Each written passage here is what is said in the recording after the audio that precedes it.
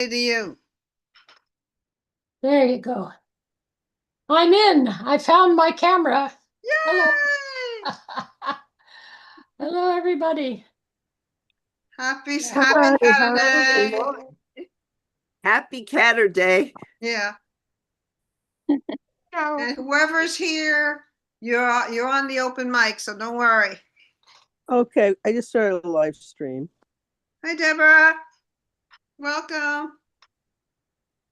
Hi. And Okay. JP's here. Okay, JP will read number 2. Okay. And now we have to wait for Prince. Well, I think I told you, Patricia, I have to leave after the first hour. Right, you'll read in the first group. Yeah, but, well, I don't even have to read unless there's time. It's up to you. Because Okay. you're in the first group anyway. Okay. Hi, And everybody. Jack is here. Mona's There he is. here. Hi, Hi, everybody. JP. Hi. How are you? Hey. Good to see everybody. The sun is out for everybody here. We have to be indoors. Hey, Yomi, I see you. Happy caffeine.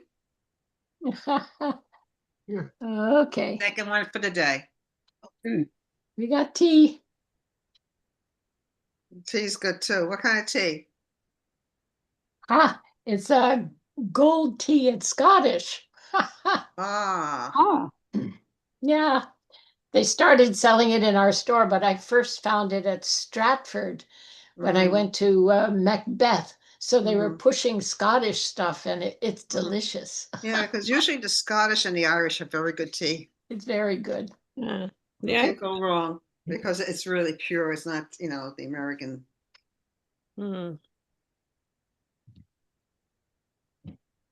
So Maxie, Jack. there she is. Everybody's free to unmute and share, enjoy. What time is it now? 2:02. Okay. Okay. Has anyone else gotten Patricia's book, The Jazz? Getting it. Oh, it's worth it. Thank you It's so a much. great book. Thank you. I got your Everyone note. get Thank that you. book. Oh. Thank you so much. Mm-hmm. It took since 2018 to get this baby done because I had every one of these poems were published. Yeah. And it took a long They time to did a get this good done, job, but it's though. done. It's done. It's my best book yet. It is, I was going to say. It's like really surpassed Innocence. Oh, I yeah. always loved your jazz poems anyway. You made me a jazz fan, just like the blurb said. I know. You can blame Ron Bremer, who's not here yet, but he's the guy who. Here's the backstory. I was told. He told me, he said, "Oh, Jerry Jazz Musician is taking submissions for Valentine's Day." This is back in 2018. I said, "I don't do jazz poetry." He said, "Give it a shot." I said, "Okay." So I was going through YouTube, and somehow I hit "Stranger on the Shore." I was listening to the what's his name? Bilk. I can never pronounce his name. He's a British musician. Acker Bilk, and it just the clarinet. It just mesmerized me, and that was the end of me. Hello, Lakshman. Hey. Hey, how are you? How you doing? Thank you for coming. Jordan's thank you. here. Jordan's in the house. Yay. And I see Yay, Mona's Jordan. here. Hey, thank you. So Prince is still not here. What time is it now? So it's 2:05 right now.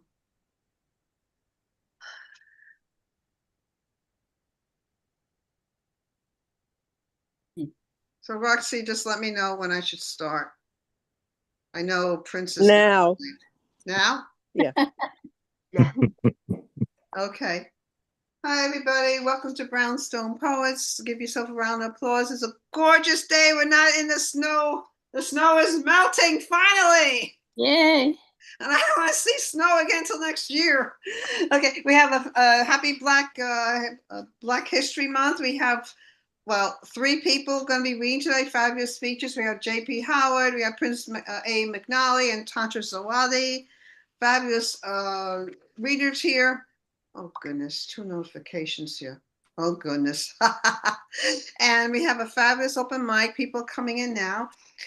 Since it's going to be a very heavy open mic, we're asking people to please keep it about 2 minutes or one poem each. And when you read, when the person reads, please, everybody, please mute yourselves when the person reads. We have the chat room. That is for your positive comments, because it's supposed to be a safe space for everyone to participate, to give praise to the poets, and to also do to plug for your latest books, for your upcoming readings. For the open mic, do I have to put my name somewhere? You don't already have to, because did. once you signed up, you're already on it. And I will be reading the names. We're going to divide up into 2 parts. We're going to have like about 12 people read in the open micers, and then we're going to go into features 1 and 2. They get 50 minutes each, and then we're going to break. We're going to have a break for about 15 minutes until Roxy comes back, until Roxy gives the high sign. Then we come back for the 3rd feature and the rest of the open. But if you signed up for the reading, you registered, you're automatically on the open list on her first come, first serve. We have it on the list. And if you don't want to read, just let me know. But you're more than welcome to read.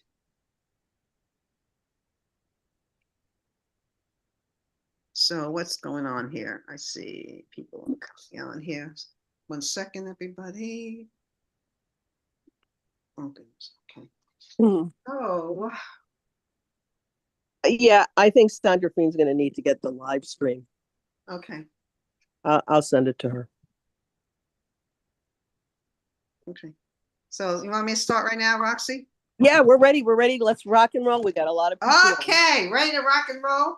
Okay, Yep. I'm going to read about the first group of people here. We have Edward Galt, Austin Alexis, Ron Bremer, Elizabeth Morse, Amy Barone, Christopher Butters, Mona Zamfire, Josephine Leray, Susan Murray, Caroline Di Giovanni, Zaha Sandy. Is Sharon here? Sharon Sandy? Abrayambi, and Peter Kozlowski, Cindy Hockman. We're going to try to get as much as we can in to the first group, and then we're going to have Tantra read, and then J.P. Howard, and we're going to go for the break. So let's keep it to like 2 minutes, 1 poem. Okay, is that what it here? No, he's not here. Okay. Some people didn't come yet. I don't see Austin. Do you see Austin? No. No. I don't see them. I don't see Ron Bremer. Okay, we'll have to come back. But Elizabeth Morse is here, and we're going to start with you. Elizabeth, please unmute and share, and the rest, everybody else, please mute. Thank you. Okay, thank you. My mother's travels. My mother traveled the road of history, and she barely even drove. Vehicular violence is so American, she said, like rhubarb pie or unrestricted guns. Did transportation schedules move backwards? My mother made sure that they did. She was the tour guide, the acting professor, explaining reflections in the road, transportation to both lighter and darker eras. The hours whirred faster and faster, even snagging a speeding ticket. Vehicles slid backwards onto dirt roads. My mother is now history, like the outdated train and bus schedules kept in her purse. She was a reflection in the road, her surviving wisdom viewed often. Thank you. Thank you, Elizabeth. Happy Saturday. Okay, let's see. I don't see anybody else coming here yet. Okay, we'll come back to them. Okay, Amy Barone is next, and after Amy, we're gonna have Mona. Okay, Amy, take it away. All right. This is from my book, We Became Summer. It was written about my mother's hometown. City on a river. What Chester made no longer makes Chester. Scott Paper, Ford Motor Company, left for sunnier climes. Blight replaced a factory town flanked by a shipyard and ethnic neighborhoods that glowed. Before communities dismantled and racial clamor toiled, mapping out his peace plan, Martin Luther King chose the city for divinity studies at Crozer Seminary. Landmarks of learning endure, like Pennsylvania Military College, now Widener University, and Chester High School. I pore over my mother's yellowed letters. Chester High students credit their old English teacher for love of reading, guidance, success. I feel a flicker of her hometown allure. Change reigns lightly. A national soccer team built a stadium in the city's largest park. Games sell out. Freighters glide by. The glistening Delaware River reflects the stars. Thank you. Thank you so much. That was lovely. Thank you. Beautiful. Okay. A lot of people didn't come yet. Okay. Okay. We have Mona is on fire. Please unmute, and after her, we're going to have Susan Murray and Caroline Di Giovanni. Thank you, Patricia. Just one poem, right? Mm-hmm. This poem is called Mrs. Gladwell. Glad to be out in the sun, glad in the woods with their cedar smell, crisp and fresh like Chloe's barks. How she loves to sniff the air. I love Chloe and the woods behind my house and my house. There was a time when it felt too small, too much like a ripening. I loved it green like the olive groves of my home, over the seas where the owls hoot and hoot all night in the thickets. Julie was the first to leave to her life, and John soon after. Who would want to be, even for a day, in this old body? 40 years in one place is no joke, I say. I miss John. He left just like the Lynches around the block, one cancer after another. That's life under high voltage lanes, some say. On TV, some fault people, some the gods. I know no real difference between blame and praise, so I keep quiet. Less than a mile through the woods, the grid widens in an electric power substation. Its transformers cancer the air we breathe into light and heat. Mrs. Z and her kids now live in the Lynch's house around the block. She does not say it, but I can see it in her eyes, excessive pride and fear.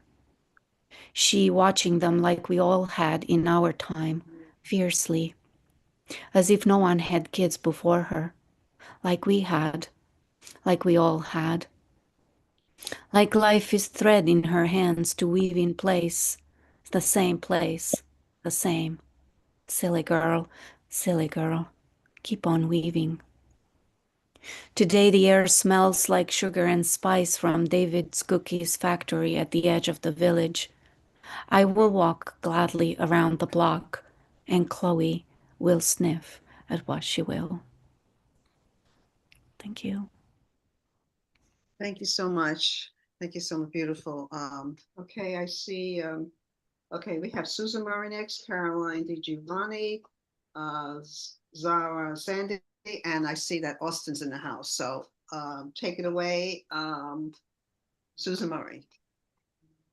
Hi, this is a short one called Bacon and Eggs. I know exactly where you are right now. You're sitting in a booth at the Greasy Spoon down the street, eating breakfast without me. A daily ritual that feeds your solitude and your belly. Excuse me. Wish I could join you, but you didn't invite me to my favorite meal of the day. You rushed out at sunrise, forgetting your gloves in the dead of winter. Too much intimacy to contain? I see you chewing on your bacon and eggs, the way you chew on my interior. Your imprint still warm on my bed. Beautiful. Fabulous. Thank you so much.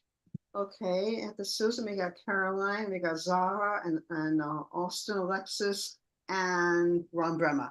Take it away, Caroline.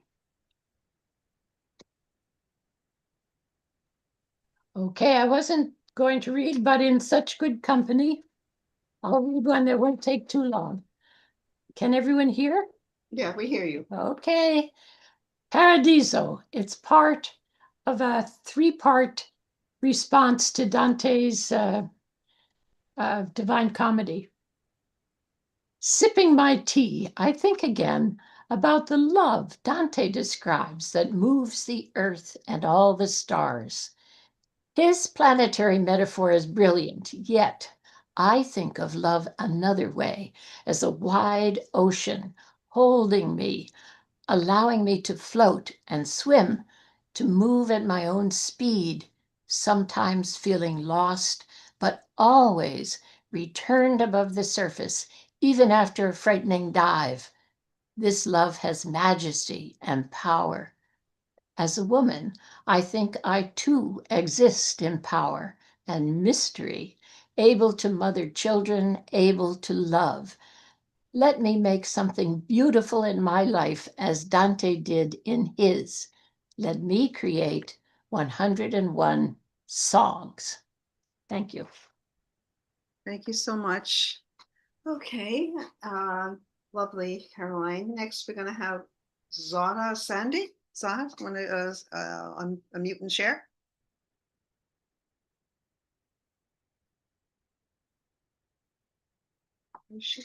Zara? Hi, everyone. Can we go to the next person, please? Okay, no problem. Thank you so much. Okay, no problem. Austin, you want to unmute and share?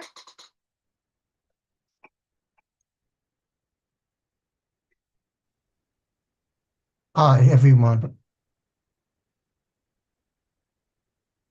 Africa's Stonehenge. And there's a note nicknamed Adam's Calendar. It exists in southern Africa. Aligned with the constellations, predicting eclipses, capturing solstices, this arrangement of upright stones leaves a trace of a civilization once unknown to outsiders, still mostly unknown to outsiders. Circular nurturers of ceremonies, creating interconnecting channels. These ton-heavy boulders cast shadows like words of a dark language. Dark because mysterious. Mysterious because such ancientness smells of the cryptic to persons of a more recent era. Surrounded by architectural terraces, this temple-like ruin united the sacred with the ambling of practical life, brilliant ritual with the plainly mundane. A walking calendar, the structure recorded the ho-hum days of the week as accurately as it mapped celestial movements. Out of the realm of long-lost monoliths, this setting emerges full-blown, dreamlike, yet insistently real. This location, prized that the lost object is appreciated, is precious once found, studied like a foreign beast, poked, microscoped, trampled upon by a host of modern feet. The first people might have roamed here on an aromatic African plain, even before their brains told them to position stones into patterns, before human intellect decided to peer upward, to study, to scrutinize the heavens. Thank you. Beautiful. Okay, thank you, Austin. Next up we're going to have is Ron Bremmer. Hello, everyone. Usually don't do open mics, but this one is kind of special, so here we go. I'm basically mostly trying to promote my book these days. It's the best thing I've ever done in the 50 years I've been writing poetry. But this poem is called Sacagawea. Sacagawea smells the stones, feels the earth, tastes the sky. She knows the waters that coldly kiss her feet. Her touch is magic. Trees bend and split for her path. Her eyes see trails through the bush that the white man can't, so he follows with trust and obedience. Shoshone born, stolen by the Hidatsa at age 12, sold to a white trapper who took her as his wife. With husband and pregnant, joined Lewis and Clark at only 16 years of age, became their guide, their translator, their protector. Then, baby at breast, she led the way in canoe and on foot to make the Louisiana Purchase more than a fantasy. An equal vote in Lewis and Clark decisions decades before female suffrage in America. One small woman, a towering presence among hulking men. Sacagawea smelled the stones, felt the earth, tasted the sky. Thank you and have a pleasant day. Thank you. Thank you so much. Let's see what we have here. Okay, Ron. Do we have, let me just check to see if Edward walked in. Sorry, it's my computer's all, oh, something's happening to this computer. Edward Galt, is he here? No, I don't see him yet. Okay, we're gonna move on to, we'll see Christopher Butters. Okay. Josephine LeRae here, I don't see her yet. Oh yeah, she is here. Okay, Josephine, please unmute and share. And after Josephine, is Sharon here? Sharon? Yeah, and next will be Zara and Sharon, are you able to read? Zaha? Okay. Josephine, please unmute and share. Okay, it's a new poem, and I have to shout out Greg Friedman because I was really struggling with the ending, especially, and I think it's come together now. It's called Terza Rima, and that's a form of poetry that, for instance, Dante Alighieri wrote the Divine Comedy in Terza Rima. So it's tercets, and the rhyming scheme is ABA, BCB, etc. I see now that snow is but another word for grace. As it lays on the roof and the boughs of the trees. Eyes closed, I watch as it falls on your face. But then the slide flips, you're encircled by bees. Sunflower essence attracts these fine creatures to come sip or to sit for as long as they please. I hear their soft buzz, notice minuscule features, the fuzz on their legs, translucent wings. On my lips, the sweet honey they gather at leisure. Clouds gather, storm rises, the rain that it brings falls full on your face, oh sweet golden slumber, a soft kiss on your brow, and then my heart rings. Beyond scent, beyond sense, beyond time, beyond reason, my mother, your stages through all of my seasons. Thank you. Beautiful. Thank you so much. Thank you. And sorry I arrived late today. No, that's okay. Everybody's, you have people coming in now. Okay. Okay, have a good, okay, thank you so much. Zaha, you want to read? Zaha? Sharon, you want to read?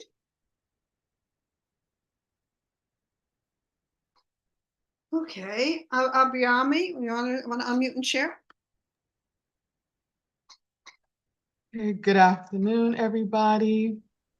So this poem that I wrote, is entitled Lady Justice, Shining a Yoruba Light. I had commissioned an artist in Nigeria to reimagine Lady Justice through the lens of my Yoruba heritage, and she sits in my courtroom. So this is Lady Justice. Ọmọ Yoruba, Ọmọ Ife, child of an ancient city, cradle of Yoruba land civilization, daughter of Oloba and Erumu, prayer warriors whose faith and spirit of resilience paved the way, grandchild of balanced justice, heir to discernment and human-centered strength flowing through her veins. In my likeness, Lady Justice reflects my ancestral roots, my Oriki, brought to life on canvas, made visible, spoken in form rather than sound. Oriki, the blueprint of my becoming, the naming that remembers me, the talking drum, echoing the story of my origin. Garbed in the strength of Yoruba memory, she carries the blueprint of chieftain legacy, adorned gracefully with royal beads of honor and becoming. Draped in sacred remembrance, she balances the scales of justice in alignment with ancestral spirit. With unspoken wisdom and a regal smile shaped by generations, she listens for the quiet whispers of balance. Justice grounded in dignity, singing ancestral truths. And in her light, my origin story is told, and with pride, I remember who I am. For Black history is not only remembered, it is carried, it is embodied, and it shines in every step towards justice. Thank you. Thank you so much. Okay, hold on. Hi, is Prince here yet? Thank you so much. Zara, you want to read?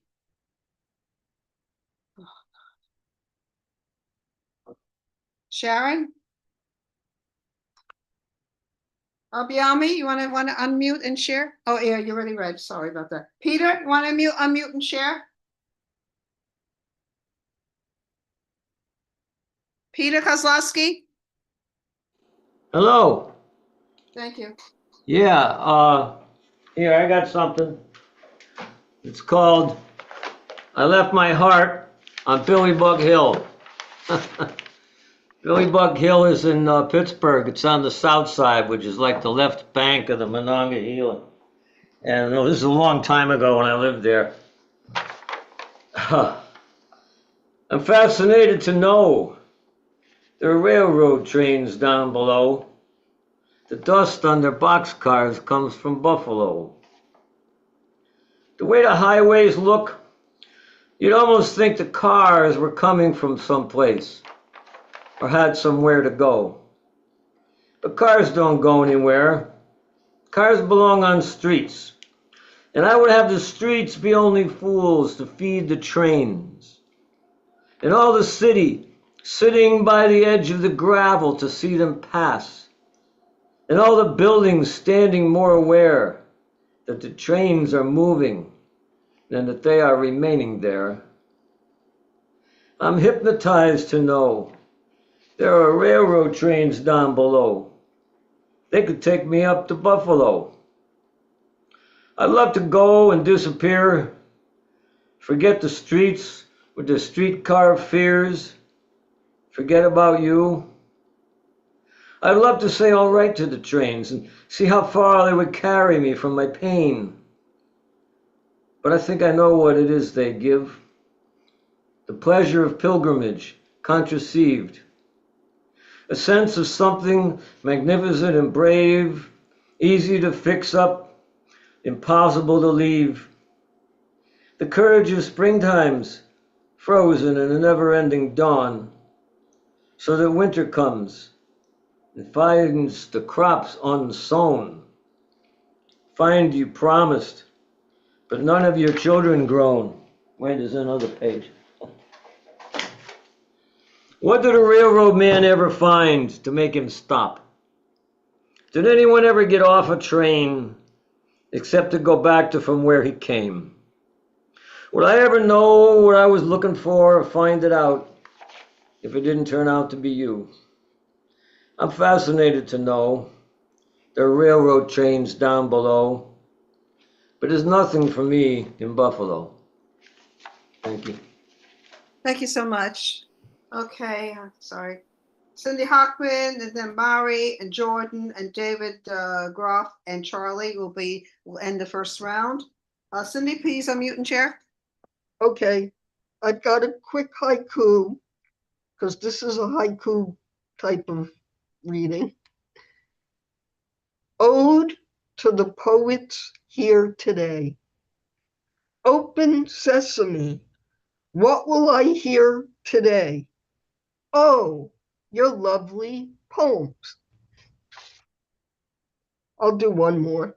I may as well do the one that was in Sense and Sensibility. You may have all read it. Don't you think it's strange? Only Clairol knows for sure if I'm blonde or gray. I think a little of both. Thank you, and thank Cindy. you for publishing it. Okay, I knew you would take that one. I couldn't help. I couldn't start rolling from laughter. Okay, next we have Mari. Welcome, Mari. And then after Mari, we're going to have Jordan, David, and Charlie. We're going to end this first round. Unmute Mari. Mari? Okay, we're going to go on to Jordan. Jordan, want to unmute and share? Sure, thank you. Thank you. Monster Pantoum, after Roxane Gay and Franz Kafka. I wake this morning from unruly dreams transformed. In ribbons of flesh, meadows of fur swept over me, but I didn't scream. I prayed for all of this. Ugliness, that was the truth of my body. In ribbons of flesh, meadows of fur swept over me, the wilderness of my cells finally accepting this ugly truth of my body now opened. Me, a monstrous thing, cracked free, the wilderness of my cells in bloom accepting how the world held me, struggling in its eye. Me, now a monstrous thing, cackling, free and undesirable enough to keep from harm. How this world hurt me in its struggling eye, but I didn't scream. I prayed for all of this, to be undesirable enough to keep from harm. I wake this morning from unruly dreams transformed. Thank you. Thank you so much. Thank you, Jordan. Okay, I'm going to say this again. Zaha, are you here? Do you want to read? Sharon, do you want to read? Mari, do you want to read? No? Okay. David, unmute and share.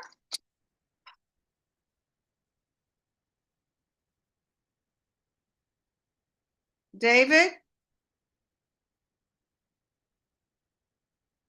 David? Okay, he walked away. Okay, we're going to move on to Charlie Colby. Well, I'm here. Okay. One of our recent weekly video chats, Josephine and I were talking about form and how to use it.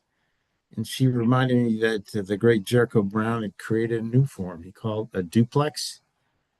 So I reread his work and I really liked what the duplex could do. So I tried one. So please forgive me in advance for lack of sophistication with the form. It's called The Disquiet Road.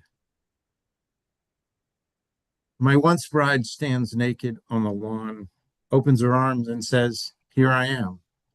And there I am, openly disarmed, watching from across a quiet road. I watch from across the disquiet road, for the unblinking groom here is not me. I am not that unblinking groom, yet through his eyes I see her. I stare at her body through his eyes, this once act that was ours alone. This act that was ours once and ours alone doesn't need a dream like this to relive it. Like this in a dozen dreams, an old need revives, and there I stand, naked on the once lawn. Thank you. Thank you. Beautiful. Beautiful. Okay, I guess anybody who hasn't read on the open yet, this should have been on. Okay. I'd be glad to help. Yeah. No, you're in the next group. I'm trying to get Edward Gold. Going to read your names one more time. Edward Gold. I don't see you on the. I don't think. I'm sorry. Edward I'm Gold, here. are you here? Thank you. I'm here. Okay, please read because this will be the end. We're going to go on to the features, and then we'll mention who's going to be on the open next for next batch. Okay, thank you very much. This one is called Picnic. Bobby Lee and I could hardly get through the service. The picnic was all we could think about. The Reverend Jubal T. Kane was speaking on the Sermon on the Mount and how the meek would inherit the earth. We then sang Just a Closer Walk with Thee. I melted every time I heard this. Reverend Kane said the Holy Spirit was truly behind each of these old gospel songs. I believed it.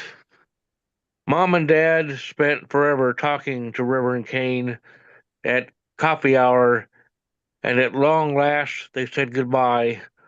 Reverend Kane said he would see us at the picnic. He was going to be leading the prayer. Just before the big event, we got home and immediately put together the basket. The sandwiches and potato salad had been made the night before. Mother poured the lemonade into the thermos. Uncle Gerald, Joe, and Aunt Louisa Kay would be joining us. They would be bringing stuff too. And Louisa Kay promised cake. We arrived at the town square at 2. The band was playing on the stand. The mayor was about to speak, then the senator. Dad wanted us to get a picture with him if we could. After the meal, we played on the jungle gym with our cousins. Then we heard the drums. The sheriff led the man out of the jail to the tree in the town square. A rope was thrown over the biggest branch. His head was put into the noose. The stand was kicked out from under him. He swayed. Pictures were taken, postcards were made, then sent out the following week. Okay, that's it. Thank you very much. Thank you so much. Okay, we're now going to break into the fabulous features here. Okay, we have Tantra Zawadi. She's a Brooklyn-born, award-winning international performance poet and recording artist. Is the author of 3 books of poetry, Afro-Poemic Progress. I'm sorry if I'm messing this up. Chuma Spirit Books, Gathered at Her Sky, and Bubbles. One Conscious Breath, Poets Wear Prada. A passionate artist, educator, and instigator with the Senegal America Project. She presents in numerous global music compilations, anthologies, and publications, including a feature in Essence magazine. To learn more about Zawadi or to hear about her latest music collaborations, please visit Linktree at Tantra Zawadi. Let's give a warm Brownstone welcome to Tantra Zawadi. Take it away.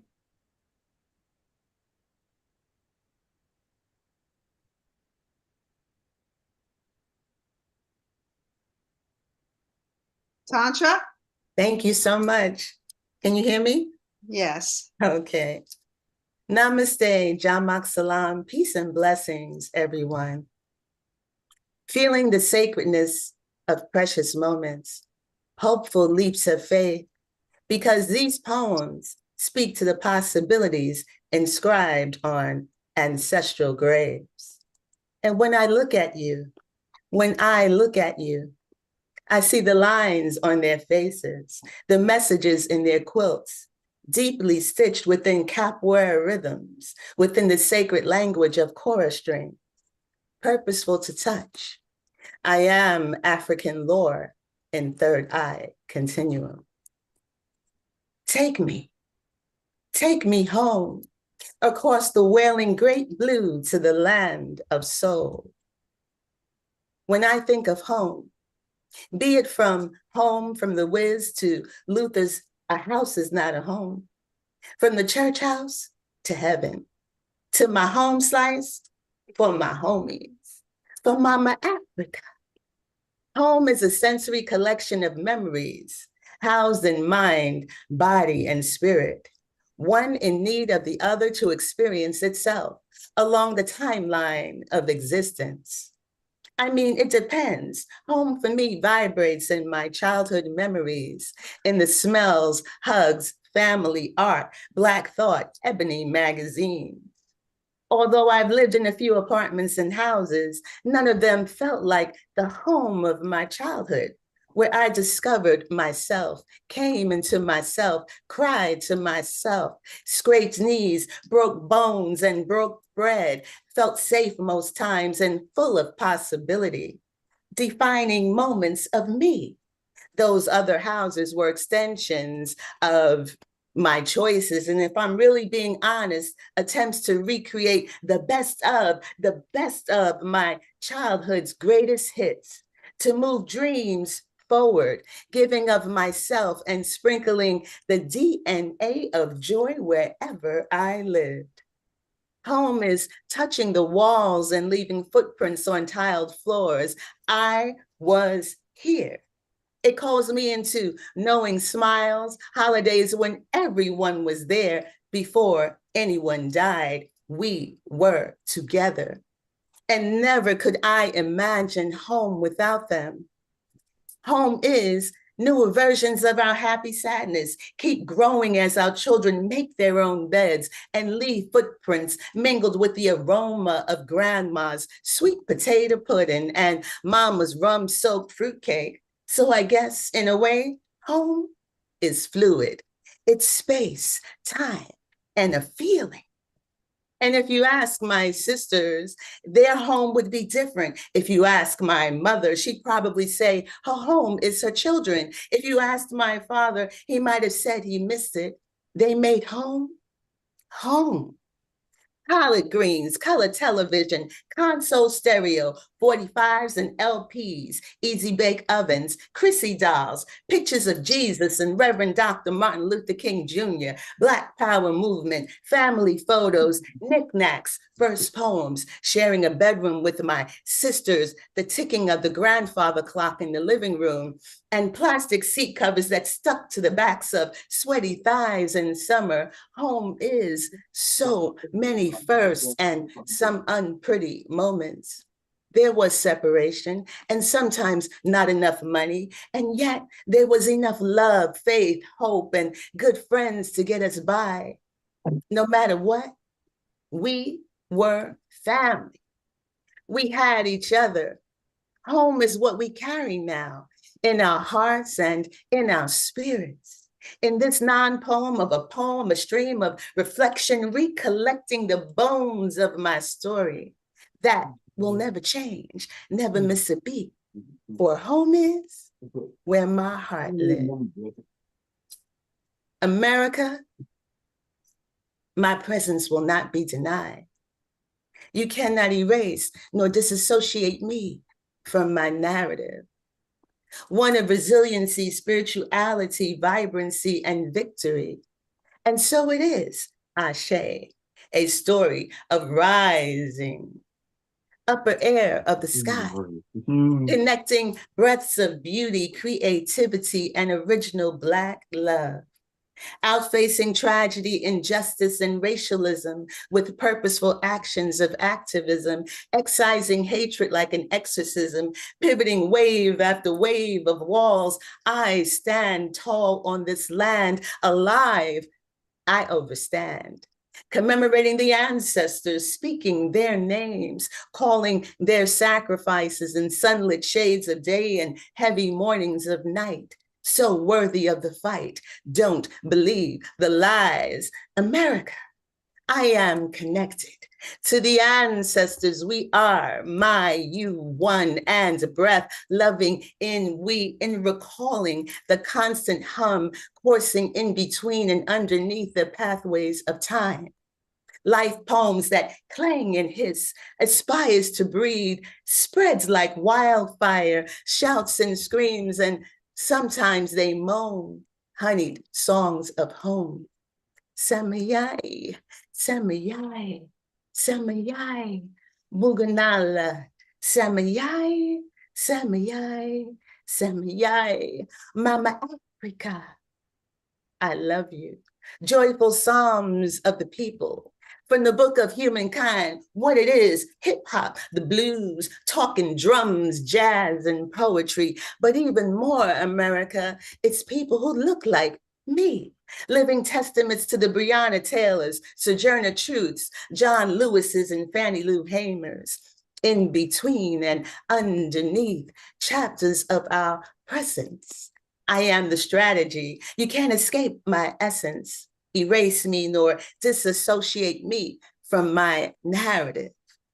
I am connected to the ancestors. We are positively brimming, brilliantly beaming, continuously streaming, humming wisdom to the babies of the dream, with a view of a world that breathes with me. You see? Connected, my you one and spirit loving in we recalling in the beginning of space, upper air of the sky, humming in between and underneath, living reflections of the presence of my essence. America, I am the freshest breeze, revived Black motherness of the dream. And so it is, Ashe, a story of rising. Coralie sat in her straight back chair, lap blanketed in a vibrant crocheted red, down to her mock fur slippered feet. Her stories are sometimes slimmed in sweet snoozes, awakened by the sounds of her gentle breaths, picking up right where she left off. Stories of the flow, child. Shining like the power in our eyes, movements of feelings old and new like stinging sand under tender baby souls, cool like cat eye sunglasses and cherry piraguas dripping down our clothes. Time watching girls with cornrows jumping rope on Franklin Ave near Quincy Street, reciting a round the way breeze, hot like gentrification and spilt cheek. Yet you will find boys shooting hoops out in East New York, guarding their dreams. And don't forget folks in the neighborhood with those good old loving smiles holding down the scene. Reminiscent of Friday fish fries, cookouts, box braids, fresh kicks, and hopes for another Sunday without losing another brother, sister, child, mother, father to the madness, shading church-going, hardworking, creative, good, loving people in brilliant hues. From south to north, generations of real life perspective seen from apartment windows, housing projects, brownstones, and horizons beyond. Seeds of good loving planted in cracks of sidewalks, schoolyards, talking stairwells, praying hands, tucked into seams, planted in our dreams and the front yards of our hearts. So our children's children will come to know the beauty of our struggle and our joy. On days of pouring rain, rapping against aches and pains, remembering the energy of the melanin of us, the heat of us. Reminiscent of notes pressed into bosoms, keeping futures safe. With good old loving smiles coursing through our veins, planted into soil between cement bricks, running with streams, reappearing as flowers, and children with stories yet to be told. See, stories of the flow. Our minds, our histories, our victories, lessons of the times, and those good old loving smiles steeped in love, gratitude, and memories. The heart of home. I am back. Coralie sat in her straight back chair, lap blanketed in a vibrant crochet red, down to her mock fur slippered feet. Her stories are sometimes slimmed in sweet snoozes, awakened by the sounds of her gentle breaths, picking up where she left off in her sing-song voice. Known for her colors, from amber to maroon, twirling in her skirts from dusk till 2. Goddess of the dance flew over the moon to uplift her sisters in spirit and truth. Woman of rhythm, the might to carry on, spinning in her skirts from dusk till dawn. Goddess of the dance flew over the moon to uplift her sisters in spirit and truth. Freedom is her reason, no need to wonder why she flew over the moon and kissed the sky. Goddess of the dance flew over the moon to uplift her sisters in spirit and truth. To lift her sisters in spirit and truth. To lift her sisters in spirit and truth. Thank you so much. Peace Excellent. and blessings. Oh my Nyokobak. God. We share it. Thank you. Namaste. Namaste. Beautiful. Wow. Wow. No words. Now we're going to move on before we get to our break. We're going to move on to J.P. Howard. Is a poet, educator, literary activist, curator, and community builder. JP was the spring 2023 Brooklyn College Toe Mentor in Residence. Her debut poetry collection, Say Mirror, The Operating System, was a Lambada Literary Finalist. She is also the author of Bury Your Love Poems Here, Belladonna, Praise This Complicated Her Story, Legacy, Healing, and Revolutionary Poems, Harlequin Creature, and co-editor of Sinister Wisdom Journal Black Lesbians, We Are the Revolution.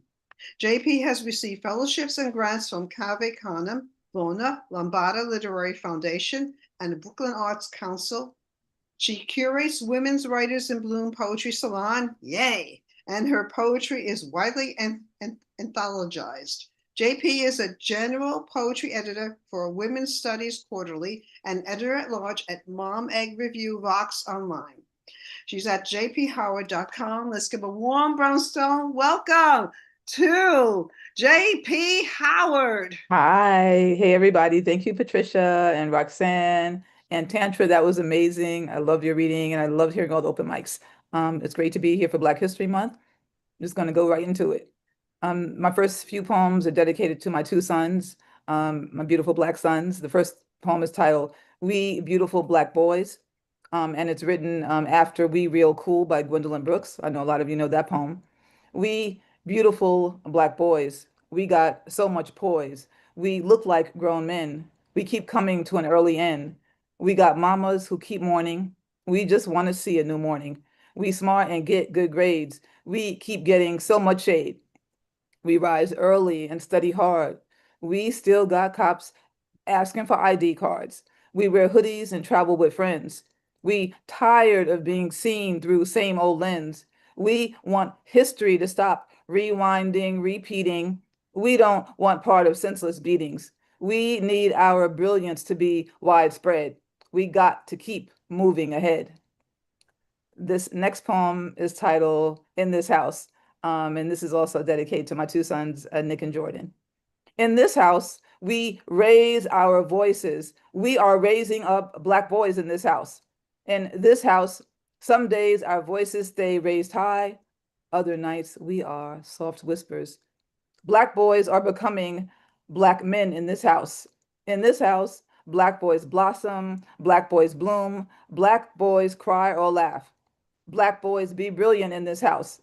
This is a Black boys' house filled with love. We don't let fear enter this house. We know fear intimately, but we don't let it enter these doors. This is a safe house for Black boys becoming Black men. This is a safe house for Black men who were once Black boys. This is our house, and these are our sons. Anyone who knows me knows that I love to write and to teach about praise poems. And the next poem I'm going to share is a praise poem that was published as part of a Poem a Day on the Academy of American Poets. It's called Praise Poets and Their Pens. It was dedicated to my 3030 crew. Today I am dedicating to the Brownstone Poets crew that's here. Praise daily poems in my inbox, how they make me laugh in one stanza, then break my heart the next. Praise how poets hold on to our first loves, and scent of mama, now gone. Praise how we nurture our child self, gently wrap her around stanzas. Baby girl is resilient. Praise our spunk and our sadness. Let our writing heal. At home, at work, in cafes, even in the ICU. Gentle and cupped in palm of our hands. Praise our rough and sexy palms. Sometimes that's all we need. Fire in the sheets. Praise bebop and jazz, how my foot taps when I speak your poems out loud. Praise power of music and mama, who played Nancy Wilson all night long, crying behind a closed door. Praise how I wrote a new poem this week while my sick child laid on my lap, because everyone needs to heal, especially mamas. This next one is called, thank y'all, Ethery for Black Women. Black women, we be trying to hold worlds on our backs and our hearts without fail. Some days we fail at perfection. Black girl magic is a mask we pull off when night comes. Alone in our world, weight off our backs, we exhale. A lone heart, we whisper in pillows wet with our tears, our untold secrets. We breathe without our masks. We sit still in our silence. Some nights we float on crescent moons.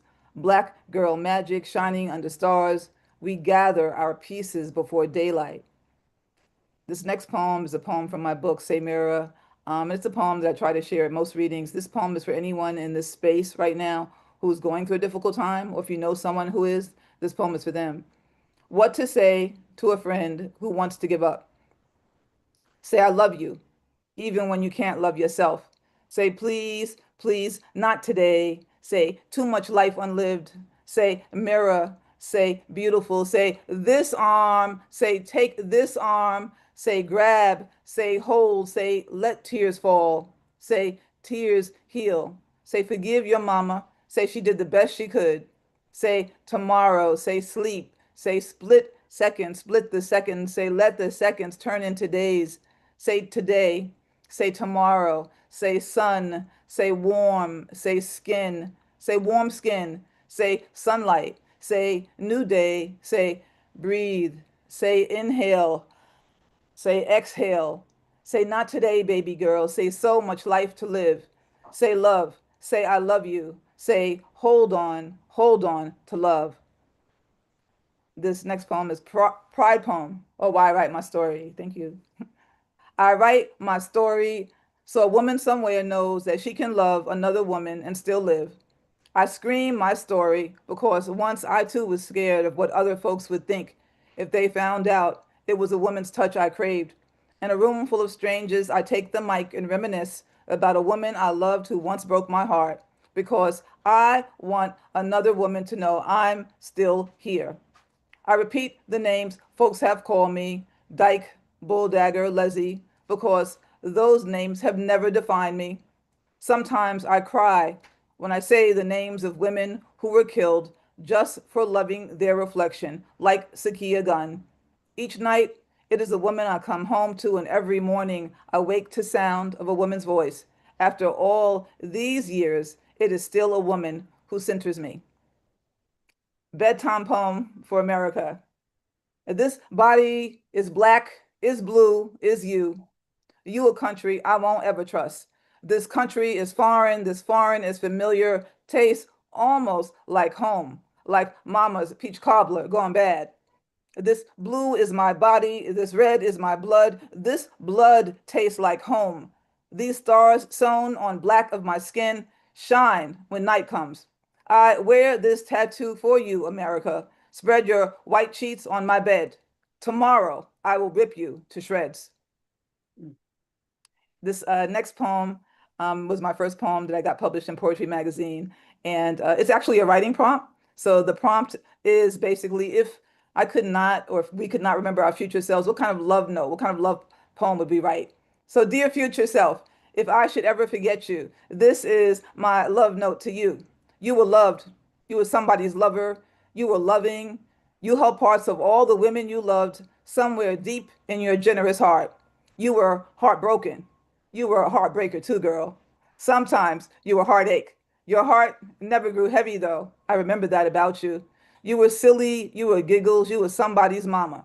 You always wanted to be a mama. Mama was the greatest title you ever had.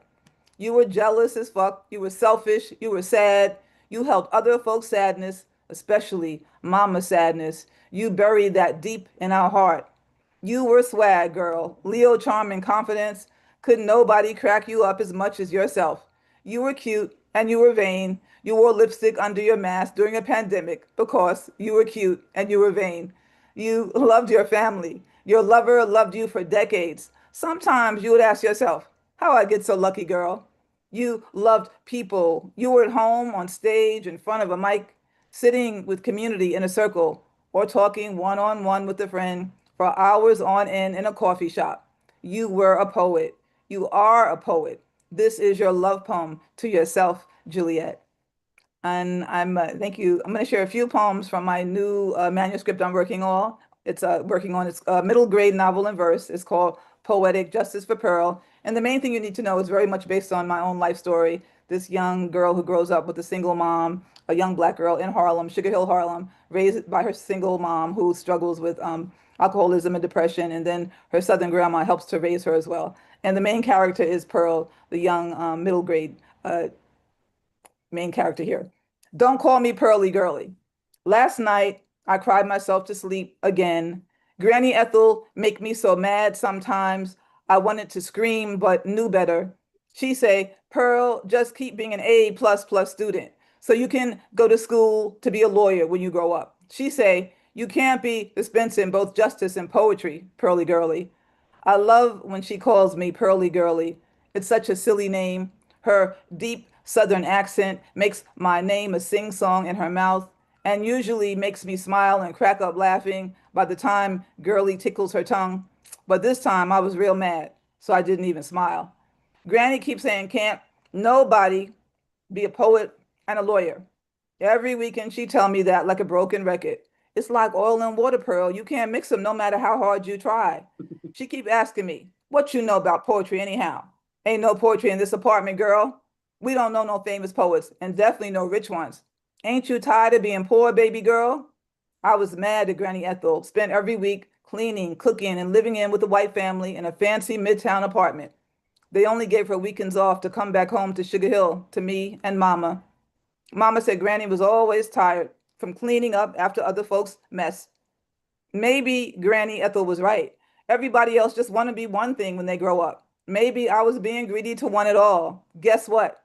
I almost spilled the beans and told Granny how I spent after hours after school at Hamilton Grange Library over on 145th Street when she and Mama think I'm in real after school. I walk over to the library right after school, and it's only 1 block away from my school, so I think that counts as after school. Anyhow, I love the smell of musty books and how my voice sounds when I whisper words to the poems while sitting in my favorite corner of the library. Plus, Miss Love, the librarian, saves all the new poetry books just for me.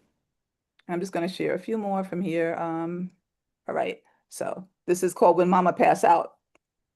When Mama pass out, Pearl know exactly what to do. Always crush the lit cigarette on Mama's nightstand first, then lift the bottom half of Mama's limp body onto the bed. That is the most difficult part. Mama never wake up for that part. As grown folks say, Mama out like a light, but Mama ain't light. Pearl uses all the strength in her skinny little body to pull Mama fully onto her bed. She covers her with the quilt that Granny Ethel made. Mama told Pearl, one day that quilt gonna be a family heirloom. Whatever, Pearl just relieved and sad once she tucks Mama in. This their ritual. Well, this Pearl's ritual, because Mama stayed passed out during the ritual. Pearl emptied the liquid in the leftover vodka bottle and half-empty beer cans down the toilet, then flushes it away. She always leaves Mama's door slightly open. The sound of Mama snoring loud, a good sign. It means Mama's sleeping all that nasty liquor out her body. Tomorrow she gonna be hungover and tired, but Pearl happy because mama always wake up sober. She wake up to the mama she loves. Pearl hate that person that takes over mama's personality when she drunk. Can't stand that part of mama. Can't stand the sight sound of drunk mama. Wait all day for mama to pass out. Wait all night for mama to wake up. Pearl do a lot of waiting. Can't wait to grow up and stop waiting on mama. And I'm just going to share my final poem, which is not part of the manuscript, so it's a separate poem. This is called If This Is My Last Poem. If this is my last poem, let it be love, let it be forgiveness and hallelujah and Holy Ghost and hell yeah, wrapped in sparkling yarn. If this is my last poem, let it be a praise poem, fill it with hope and joy, and let it scream so damn loud that everybody in earshot will clap, clap, clap, clap, clap, clap. If this is my last poem, stomp for the sound of my voice. Let this breath, this life, these full lips exhale. If this is my last poem, hold it gently in your hands. Hand it around. Grab hands, y'all. Fold it into an origami blue jay and let her fly away. If this is my last poem, forgive it for loving too hard or not loving hard enough or for wanting to be loved more than it would admit. If this is my last poem, hold a mirror up to it. Say, look how beautiful you are. Say, remember your reflection. Thank you, everybody. Thank you, Patricia, Roxanne. Thank you, JP. Thank you so much. We're going to have a break now. But before we go there, did Prince show up? Because, Roxanne, did Prince come through? Because I keep looking for his name. I have sent him a direct link. I have resent him the Zoom thing about 10 times. I sent him the meeting ID and the password. He also has phone instructions, so I don't know what to say. If he can't get on, he can't get on. What's it? Sorry about that. You know, I don't know what else to do. Has he reached out to you? Have you heard from him? Yeah, he says he's having trouble getting in, which is why I've sent him all this stuff. Oh, that's so strange. You know, I don't know what to do. So like when we take a break, I'll try to call him. Yeah, I mean, this is crazy. Because I've sent him the meeting ID and the password. I think he must be locked out of his Zoom account. Maybe that's what it is, right? Probably what it is. He's probably locked out. Oh dear. Well, anyway, I'm just going to read who for the second half of the open mic in case he doesn't show up. Anyway, you're going to read anyway, the open micers. Zara, do you want to read? Sharon, do you want to read? Mari, you want to read? Donna Jones, would you like to read on the open? Rick Spesic, I know you want to read. Jack is here, I know. I don't see Claire. Let me just do a check here. I don't think I see Claire in the group. No, I don't see Claire. Okay. Maria will want to read. Gear, do you want to read today? Gear? David Groff, do you want to read? I think I'll just listen, Patricia. Thank you. Okay. Oh, David, is this David? I'm sorry. Yes. Oh, sorry. Oh, excuse me? Yeah, I think I'll just listen. Oh, okay, thank you. Because you Thank can you. read if you like. Okay. Patricia, I want to read. It's Gear. Who's it? Gear. Gear, okay. Okay, so, okay. Maria want to read. Yes. Gregory, you want to read? Greg, okay, good. Deborah, you want to read? Kim, want to read? I think I'll just be a support. Thank you. Okay, This is wonderful. because you're more than welcome to read. I'm ready, Pat, if you need me. My name's not Pat. Patricia, excuse Please. I don't like that Excuse me? name, please. I mean it. Ernest Woodley is here. Therese, are you still here? Yep. Yeah, I can read. Okay. Paul Lakshman, you want to read? Yes. Okay. And Paul, my Yeah. editor, you want to read? Yeah, if it's there's Publisher? time. Okay, cool. Okay, but we're gonna take a 50-minute break. Open up. You can talk, schmooze, And just I'll go for a cup of coffee, tea, a little sandwich, whatever, yogurt. Enjoy. Thank you to the two features you just read. Very amazing. Thank you, everybody. Excellent. And thank you, Tantra. That was fantastic as Thank well. you both. Both of you. Thanks. Let me just smoke people.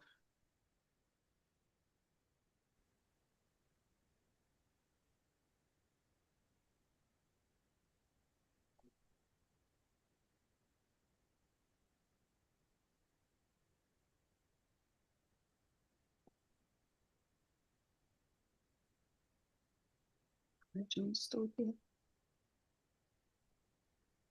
I don't see Donna Jones here.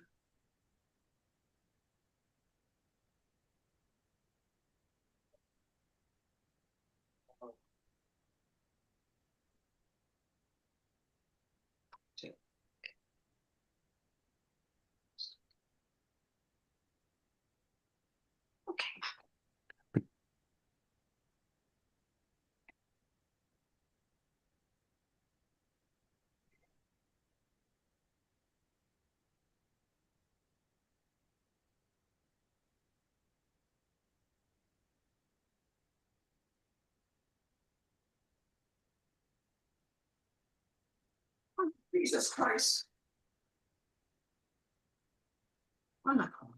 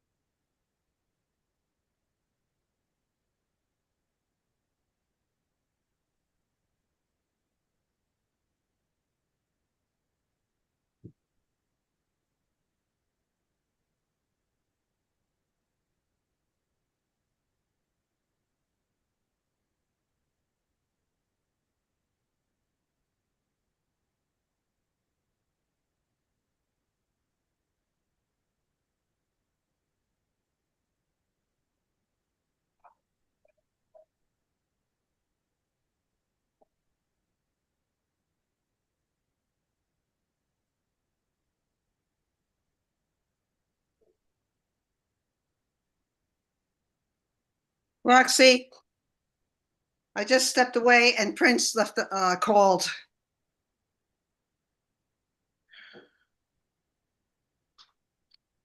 Patricia, I'm trying to call Prince. I can't do two things at the same Okay, time. I'll just let you know. I walked away and he was calling me. I didn't answer. Okay. Because I was in the bathroom. Okay, well, stop Okay, trying to let's talk to try. me because I'll let you know when I'm back on. Okay, thank you.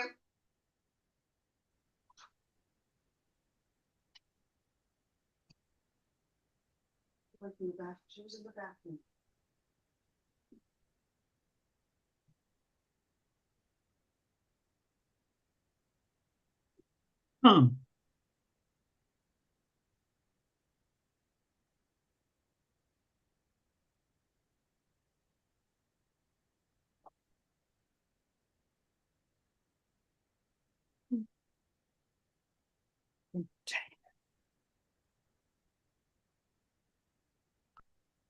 What a day.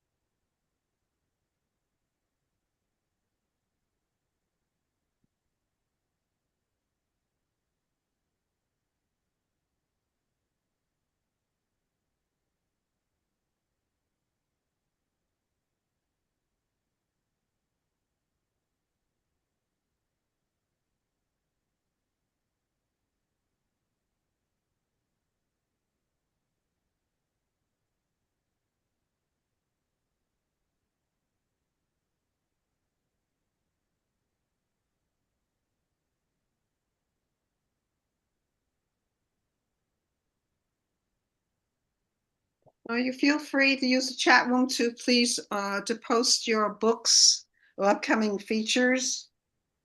I'm already doing something right now. I have a submission call for Sense and Sensibility. I have my new book out from Human Error Press, and Paul Richmond's in the house. And I have the Brownstone Poets Anthology.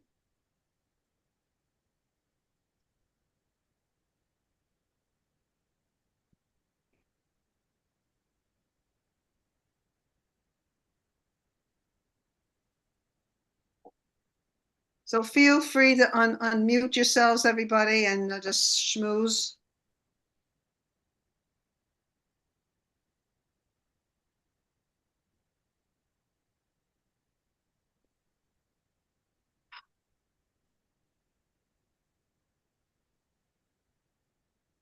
Patricia, are your books flying off the shelf?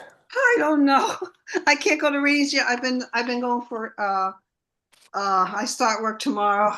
I've been going for like procedures for my veins. Yeah, how are you doing? I'm doing much better. I got the green light to go. I can now go back Excuse to me, work. Patty, I cannot call him. My phone won't let me call because I'm on the Zoom and I can't exit the Zoom without. I'll call him then. What do you want me to? I'll put it on. Tell him to look at his text. I sent him the direct link and the meeting ID and password. I sent it to him. Hold on. I'm going to send it to you. I mean, I can't send you the link, but I can send you the meeting ID and the password. It's ridiculous. He must be locked out.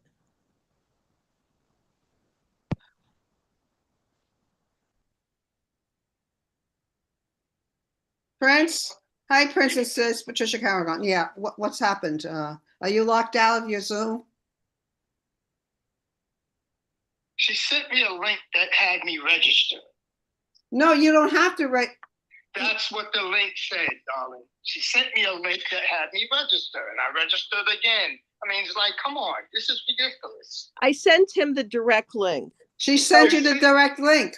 Check all the emails. Tell him to check. Tell him to check all the emails and tell him to check the text. Tell him to check all the emails and check the text because I sent him the direct link. Check all your emails, honey. I'm sorry. Check all your emails. She just checked on my email. I checked the latest one she sent me. Is that the one with the blue box? Zoom link again. And I clicked on it and it has me registering. Then he did the wrong link. I did the wrong link then. I don't know. It's the one you sent me. I'm clicking. I didn't send it to myself. Come on now, take responsibility. I sent it again and again and again. I'm going to send it to Patricia and maybe she can forward it to you. Okay? Oh, sorry, guys. Okay. I'll email it to you, Patricia. She's going to email me. She's going to email me right now. Because I can't get on the phone. She can't get off the phone. Okay. I'll email you as soon as I get it. Sorry. All right.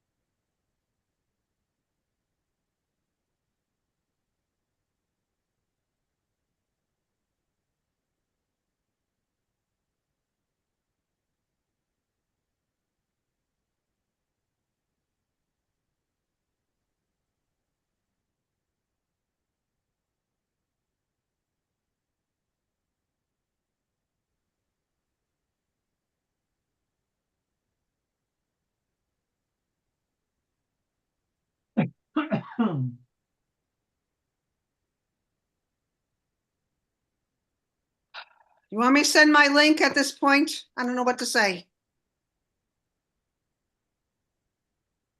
Patricia, please have some patience. Okay, no problem.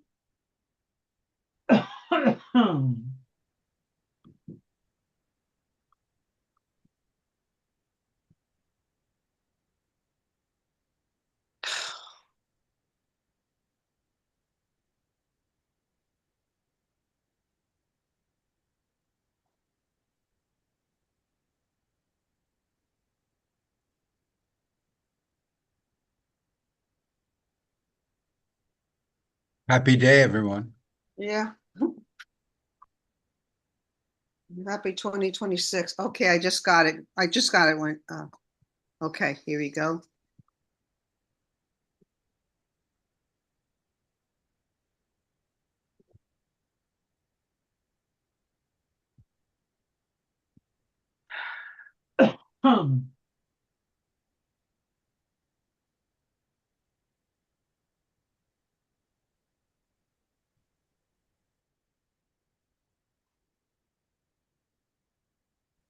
Hey, Patty, the link that Rox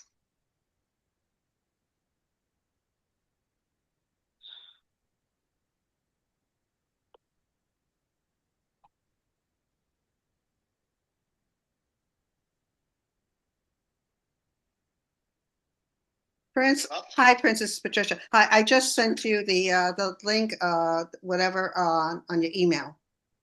stay on. I'm not going away. I'm here. This is not the one that she sent me. Okay, you know what? It keeps taking me to the same space, telling me to re-register.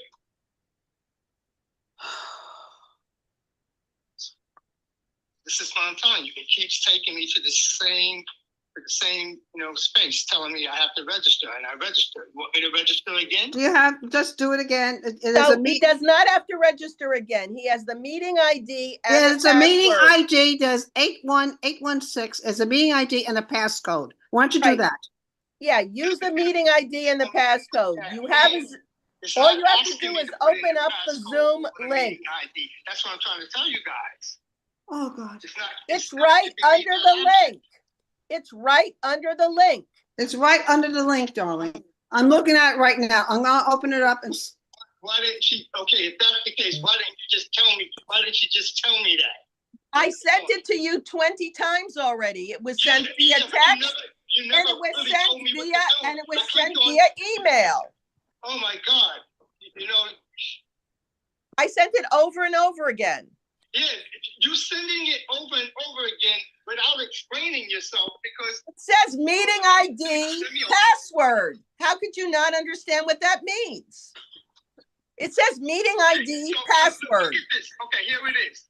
So you sent me the link, and then okay, you have the Prince, meeting ID. just log in. Let me talk first. Let me talk. You sent me the link, and then you have the. Let me speak, please. You have the meeting ID and the passcode. Okay, so talk me through this. Do I click on the link or what? Because no, you open up the Zoom app, and when it prompts you, you type in the meeting ID, and then when it prompts you for the password, you key in the password. End of story. So disregard the link? Excuse me? I said disregard the link?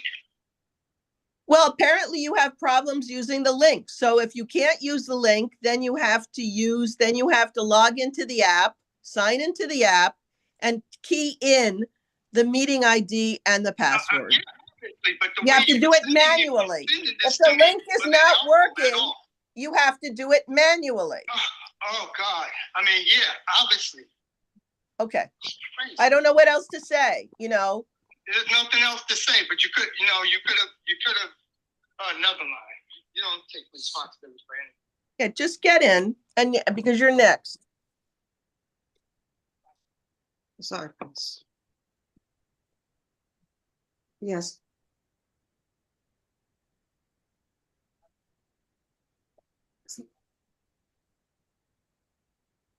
I don't know. I don't know what to say.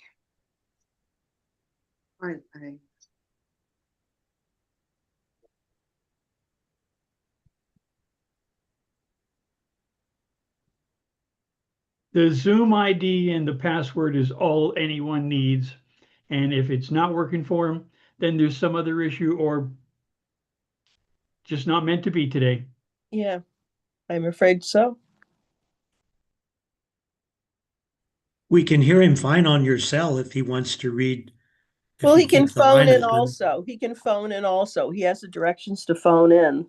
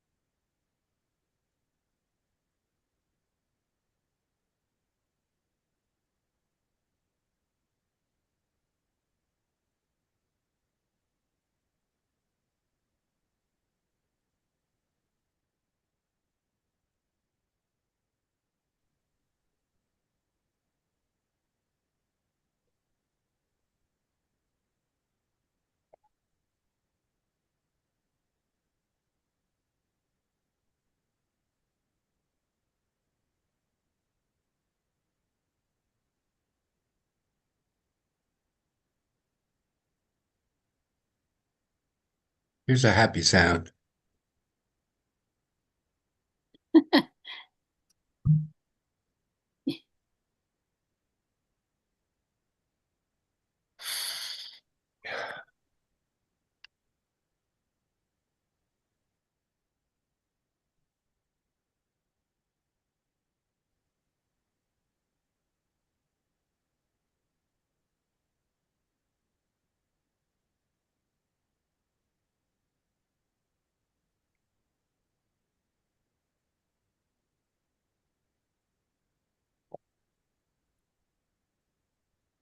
Hi, everybody.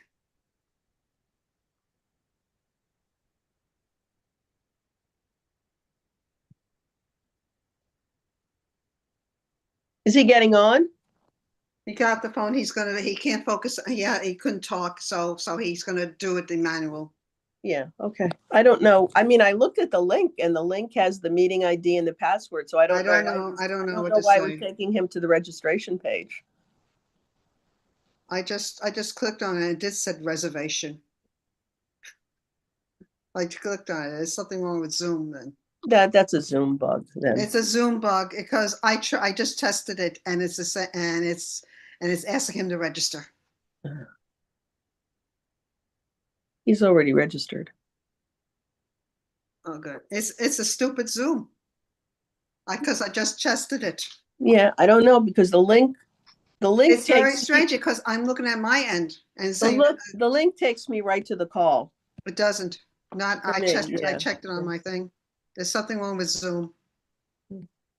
Fucking Zoom. Excuse my language. You know, the thing is, link or not, if he has the ID and the password and he has Zoom, he should be able to get in through his own Zoom using that information. Because sometimes, even though they send me a link, I still have to put in the password some Right. places. Yeah, well, I know. I gave that to him a long time ago, but he just didn't see it. He just didn't see it. I know. What can I He's say? rushing. He's rushing. Yeah.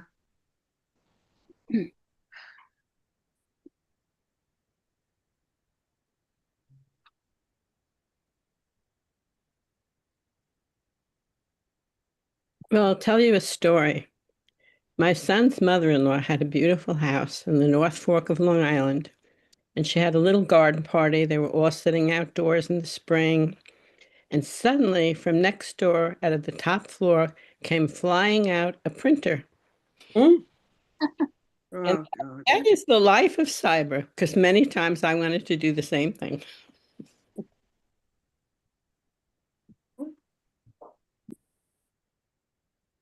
I killed a printer once. I used to my old printer used to bang on it. I yelled at it, and then finally it cooperated. I used to have to buy them periodically. I'd buy them in Home Depot or whatever, no, Staples. And I was in a doctoral program and I had to go to school. You couldn't miss, and I had to have my papers, and they'd get stuck. And I couldn't pull them out. And I'd take the whole printer down to Staples and say, can you fix this? No. I said, I was still waiting to come on, but I had to buy a new printer. I'll just put What's game time short for what? time short Oh, you mean for your event? so that we can Okay. eat before okay. we go to. Oh, okay, okay. On the newsletter? Yeah. You have the wrong second page. You have last month's second page. This is the page that you need to look for. This is on the top page. So start with the website, Louise.Opeggy. This is what you need to try to find. Okay. And that you have to do it today. Yeah. This is not late. It's not time critical. I just wanted to mention that. No, I appreciate it. I'm sorry about that. I can't That's imagine okay. how to. Well, okay. It's easy because you're putting stuff in and you go, oh, well, that's this, that's this. See, what I normally do is I'll discolor it, put a color in that I can't, it's not going to be used. Okay. And then just to be sure with the president's part, as you saw, I put a strike through. Straight through.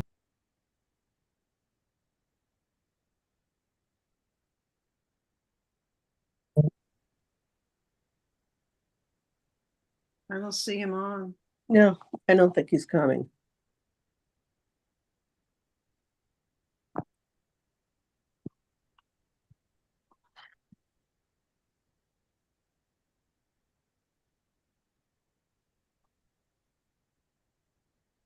You just give me. Patty, do you want to just continue? Want to with go in the open mic now? Want to go with the open?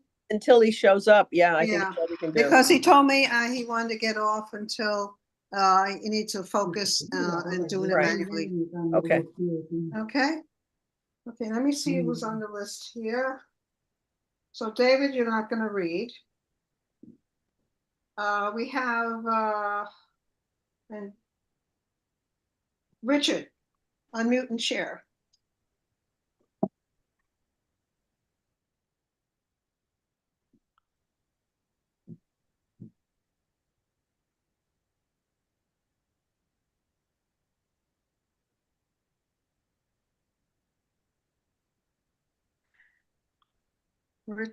Richard, unmute and share. We don't hear you, Richard. He's being talked at somebody off camera. Oh. I'm going to move on to the next person then. We'll come back. Jack, you want to read? Unmute and share. Jack? Richard has his earphones on now. Oh, dear God. Am I up? Oh my God. Oh, Thank you. You might as well read. Okay. Richard, thank you. Please unmute and okay, you already did. Okay. Sorry, my wife was giving me important information. It's called Once Again Proved in a Switch. Once again proved in a switch. If you're rich, you can be 47 kinds of a son of a bitch. And walk through walls no cell can keep you. Walk through, kick open the sturdy church door, ignore all the people. Once again, the restraints go unused. Why, son, if you're rich, the sheriff will polish your shoes. I listed all the places that the charges were dropped, a myriad places where the law just stopped and basically flopped. You'd be convinced that on laws on the books there just weren't any. Shine that penny. And sadly, you didn't have any. That is, if you were cash short, the law will snort. Or by Jack Benny, if you were down to your last few pennies on you, the law would drop. And if not, 2 coins rubbed together, you'd be hauled off on a million charges, or maybe accidentally some copper's gun discharges. Accidentally, of course, because it's rare. But you, poor old pool boy, you'd just probably end up in jail. It's necessary to remind that any rich man in any court will soon find a special place to rest his feet on a fleet of eternity's attorneys to make it all read. Steal some secrets, corrupt elections. Maybe next time he'll seek justice or just make a few new connections. How he stumbled past any law form, he'd just laugh and pass out some gingerly gold-plated chloroform.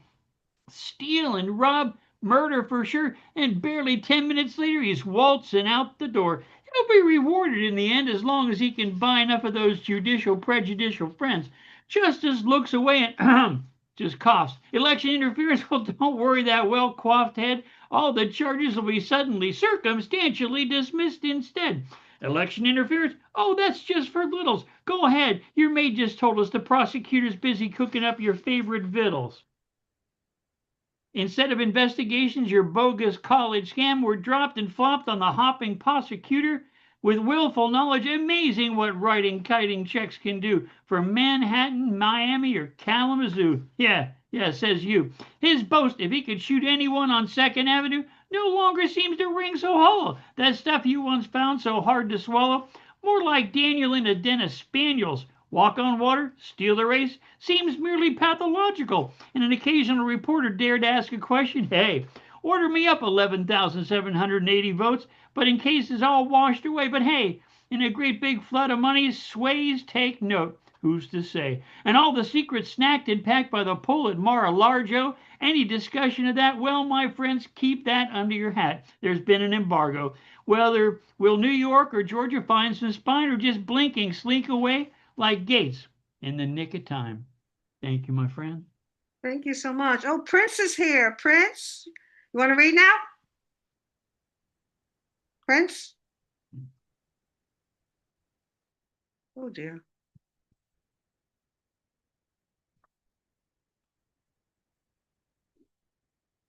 Hey, Prince, you want to read now? You're muted, honey. You're muted. Yeah. Give me a couple of minutes. Call somebody else. Okay. We'll do. Okay. It's okay. Thank you, Rick. We'll move on to Jack Cooper. Jack, please read. Unmute and share. Okay. Let me get my piece up. Repeat. Listening to Miles, Birth of the Cool, transports me kilometers. I get black and white, and go all film noir. Nouvelle Vague moves this tale. Jean-Pierre Melville, he's my daddy tonight. It don't bother him if I'm happy. Repeat. When Ornette takes the stage, then fades to bright, however darken in real life, fallen star, the world of my mind turns technicolored.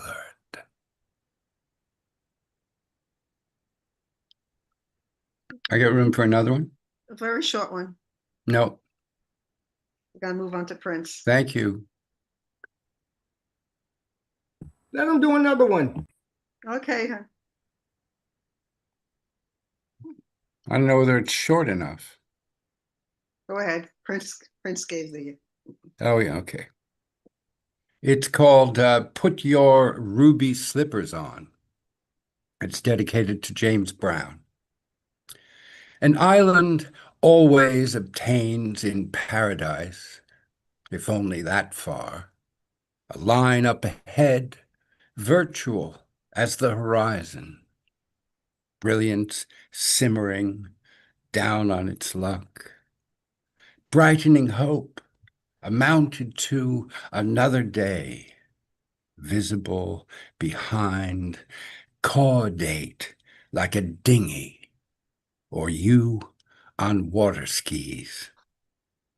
This boat eventually leads home. Every lightning bolt shall show it, immovable amid the flux, assured above the tide, throughout the forest, evergreen.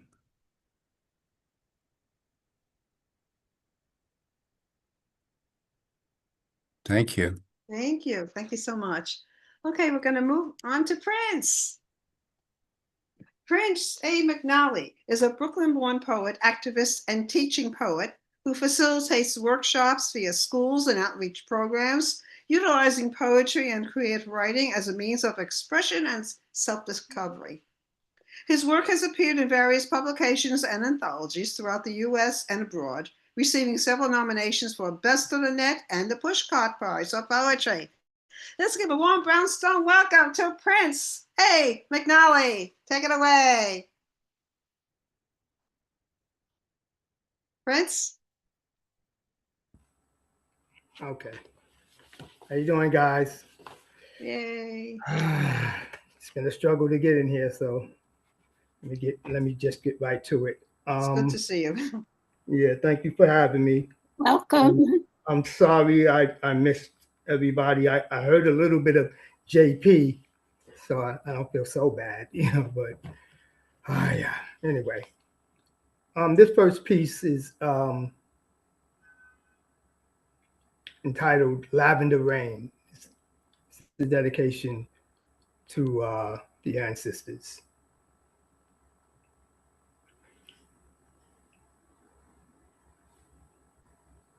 For the ancestors whose shoulders we proudly stand, their haunting cries resonant like the thunderous echoes of a hurricane's last breath. Their blood, a holy body of muddy waters and clay, a baptismal sacrifice upon the crossroads to freedom. Glory, hallelujah. Their spirit flows heavy like a river coursing through our veins, for these here rivers are sacred waters, untraveled, untouched, untainted by the oars of colonial slave ships. So let me wade in my freedom. Let me bask in the aura of this beautiful blackness beneath the crisp coolness of the evening sky. Let me cleanse my soul in the purple moon horizon. Then let me dance to the beat of the Orisha's drums as I breathe in beneath the lavender rain of the deities.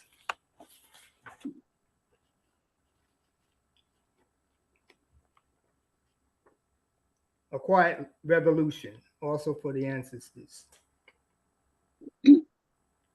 And even as the darkness descended upon you, a hail of swirling buzzards and hungry jackals nipping at your skin.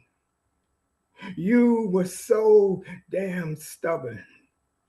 Declining death's hand, you held on to life instead.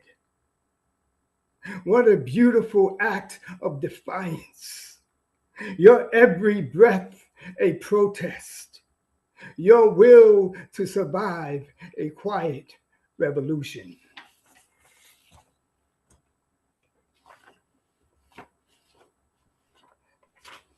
Now I'm going to switch to some pieces in my manuscript entitled She, Dedication to Women. This piece is called Hold On.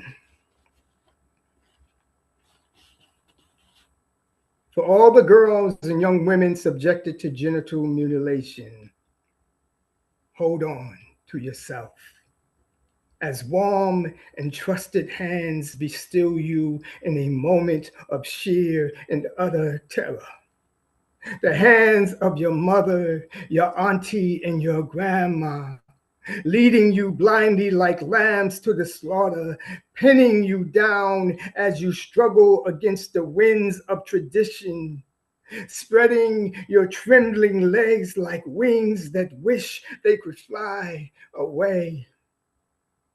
As the practitioner performs the unholy ceremony, close your eyes and breathe through the cold indifference of pain that burns like centuries of misogyny, fire, and brimstone. Hold on as knife-wielding hands, blinded by religion, compelled by tradition, commence slashing your most sacred parts. Hold on as they swipe away your body of innocence, that same innocence that once protected you. Hold on as the avalanche of pain envelops you. Hold on to your dreams and childish wonder. Remember, you are God's child. Don't let them break you. Grab hold of the moon, reach for the stars if you have to. Just hold on to yourself. Hold on to your joy and laughter. Hold on to the promise of the future. Hold on, little girl, to that precious smile that illuminates the darkness.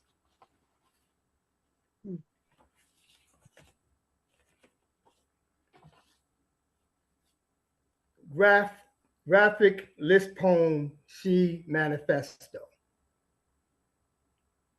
Hold on. Okay.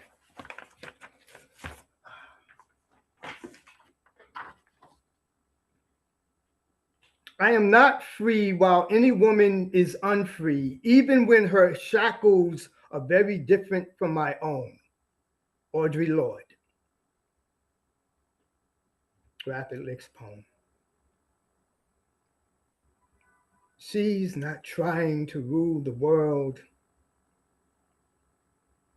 She just wants to coexist in it without being oppressed, without being treated like the weaker sex, without being exploited, without being marginalized, without being objectified, without being treated like a second-class citizen, without being labeled a bitch at the office just because she's the boss.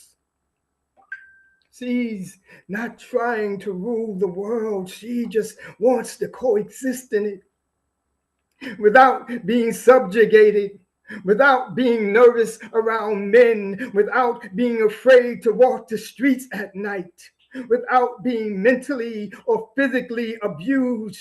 She's not trying to rule the world. She just wants to coexist in it without being harassed, without being stalked, without being raped, without being erased, without having to surrender the rights to her body, without having to defend her sexuality, without being bullied, without being disrespected, without being abducted, without being arrested for wearing her hair out in public. She's not trying to rule the world. She just wants to coexist in it without being murdered by the man who claimed to love her.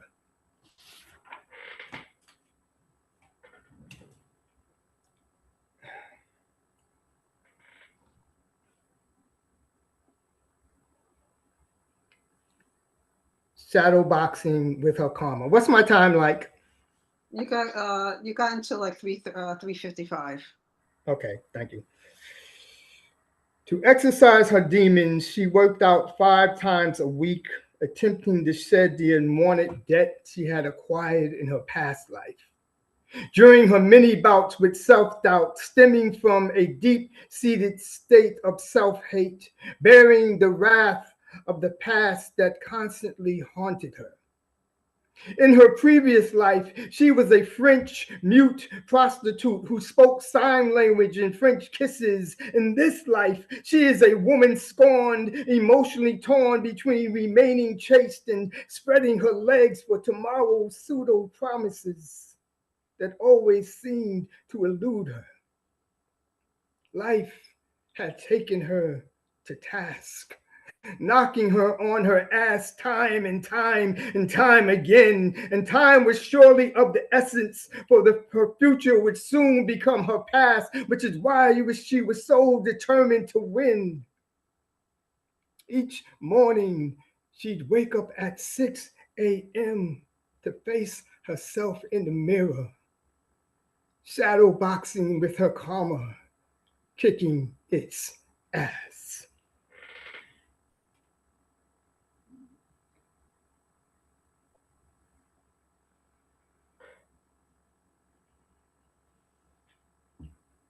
This be for my sisters. My sister.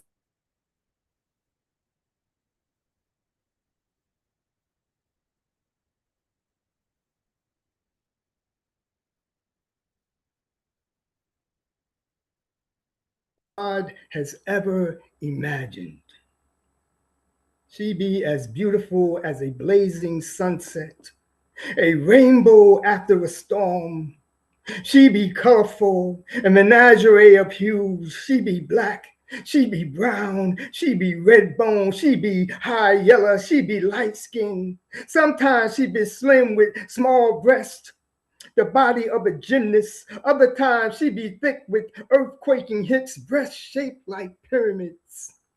She be bright eyes, round nose, full voluptuous lips with beautiful coarse hair. She be afro, cornrows, close cut, jerry curls, and dreadlocks. She be sexy, she be sassy. Sometimes she be downright crazy.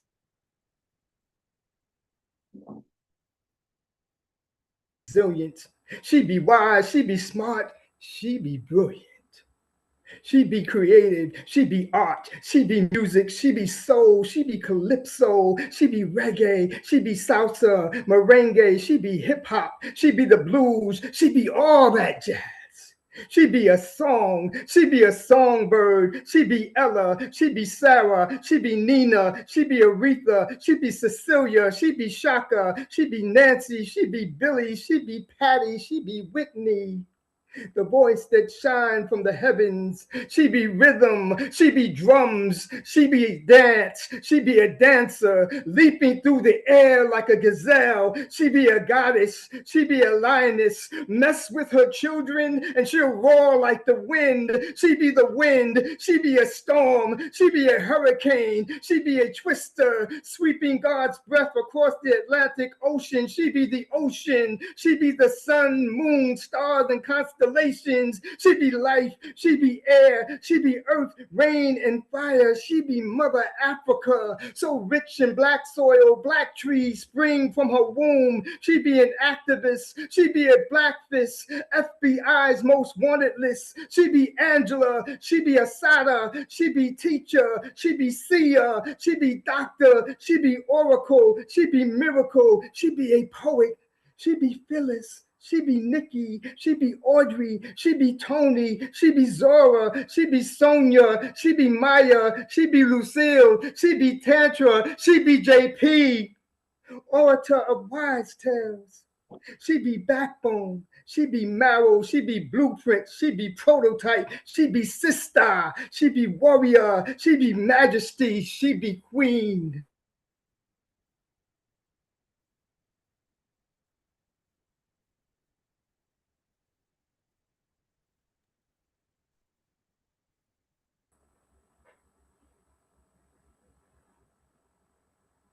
Last piece. When death found you.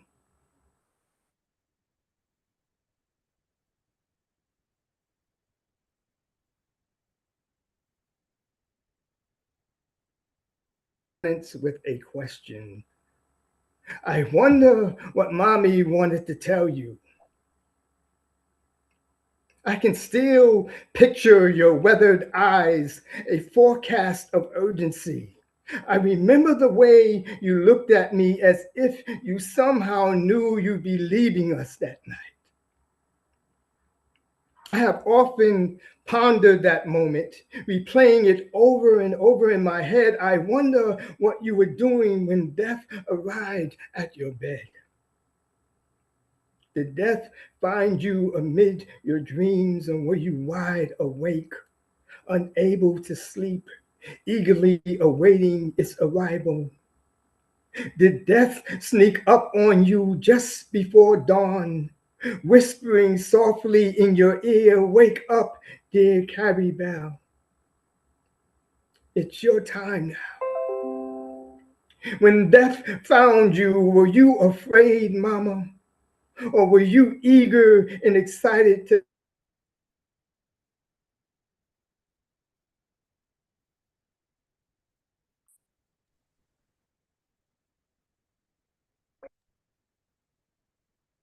Thank you, Brownstone Poets.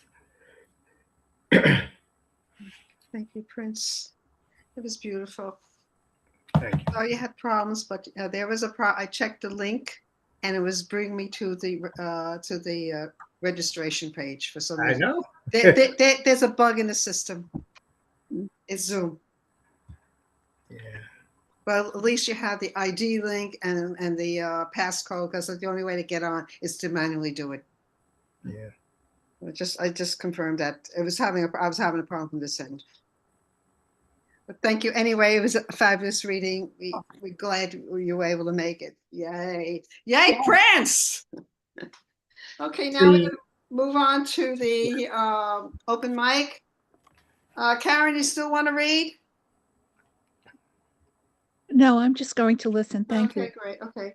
Jack read. So Maria, okay, so it's going to be Maria, Gear, Greg, Deborah, Kim, Ernest, Therese, Lakshman, and Paul. Yes, yes. Okay, great. Okay. Order. Okay, Maria, unmute and share.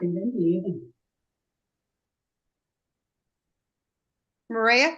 Yes. Hola, everybody. Beautiful to be here.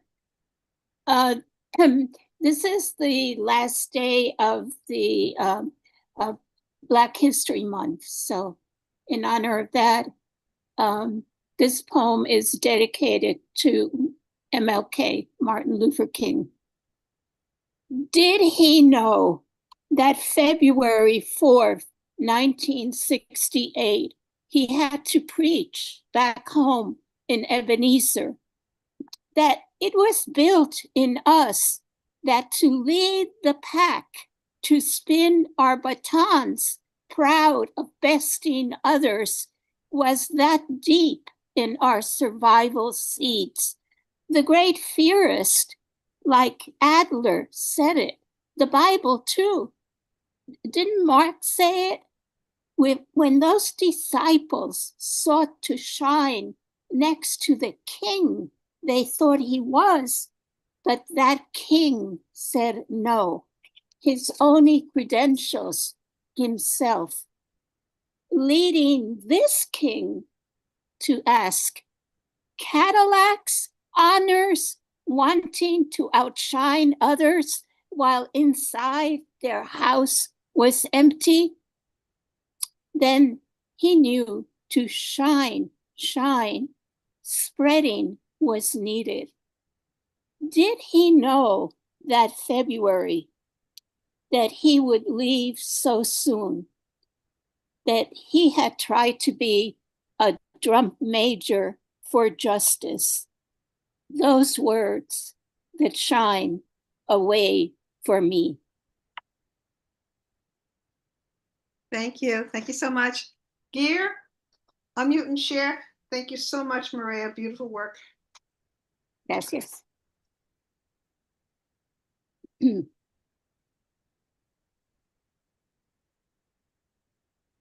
Gear? Hi. Okay. Sorry.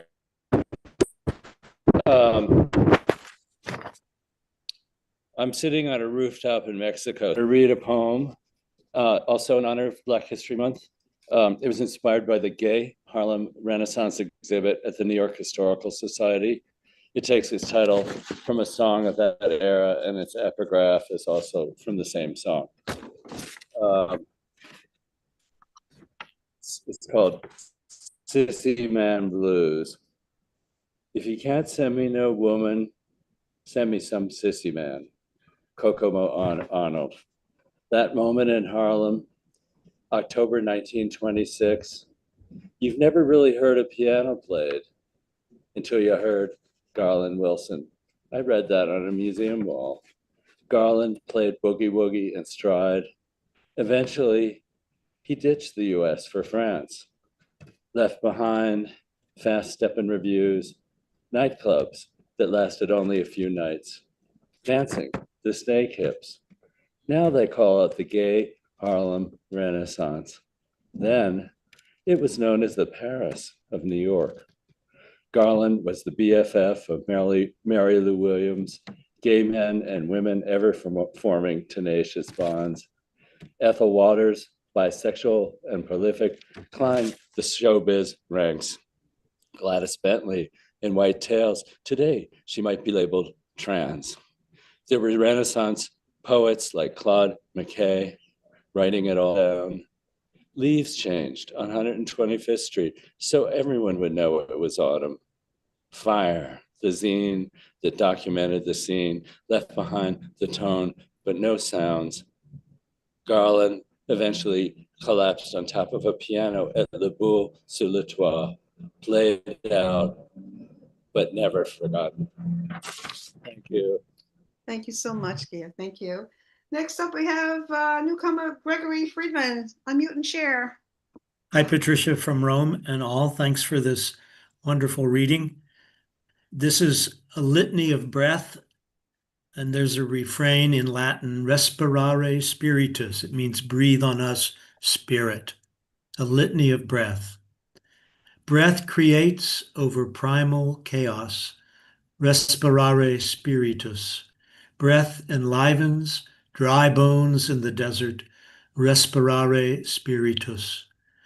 Breath whispers outside Elijah's cave, respirare spiritus. Breath expires as all is finished, respirare spiritus. Breath is pressed out next to the patrol car, respirare spiritus. Breath explodes as the virus seeks a home, respirare spiritus. Breath fails despite the respirator, respirare spiritus. Breath strangles at the hands of the overseer, respirare spiritus. Breath chokes from the lynching noose, respirare spiritus. Breath sighs as a mother waits alone, respirare spiritus. Breath stirs in a room locked in fear as I struggle to pray, as the breath continues, respirare spiritus, respirare spiritus Domine. Thanks. Thank you so much. Thank you. Welcome. Come again. Beautiful. Okay, next up, we're going to have Ernest Woodley. Ernest, unmute and share.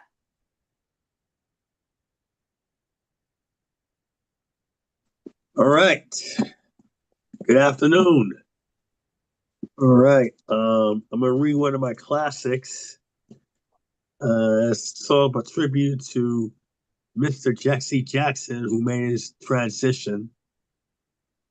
It's called Somebody.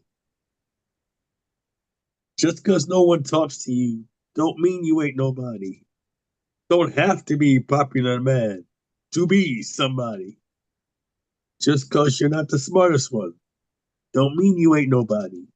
You still have a high IQ. A scholar named somebody. Just because you're not the strongest one, don't mean you ain't nobody. Whether you're weak or strong, you are still somebody. So don't hang your head in shame, because your name is not nobody. Stand straight, shoulders back, keep your chin up, and know that your name is somebody. And for Jesse Jackson, I am somebody. And to you all, you are somebody. Peace. Thank you. Beautiful, beautiful. Okay, Therese, you're next. And after Therese, we're going to have Lakshman and Paul Richmond, myself, and Roxanne. Take it away, Therese. I have my newest. It's very simple. I don't know if anybody knows Genevieve Ray. She's a beautiful woman, young woman. She died recently. She was a great poet. And so today we had a little gathering of sharing, and I wrote this for that gathering. Love from Genevieve Ray. Under cover of a velvet blue sky, traveling with the shining stars, a stairway to our home.